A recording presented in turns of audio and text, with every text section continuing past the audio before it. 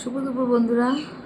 তো দেখো, রোজ আমি খাবারের ভিডিও দিই, তা আজকে আমি খাবার ভিডিও দিচ্ছি না।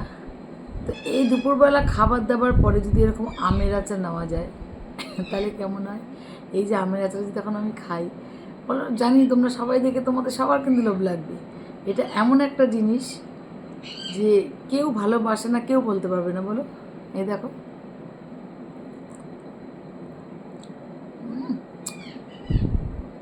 দারুণ।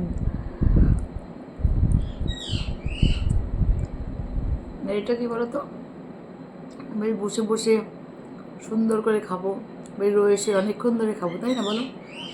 তো যাই হোক, তোমরা আমের আচার সবাই ভালোবাসো আমি জানি, তবু কে কে ভালোবাসো না আর কে ভালোবাসো অবশ্যই জানাবে। শুভ দুপুর, টাটা।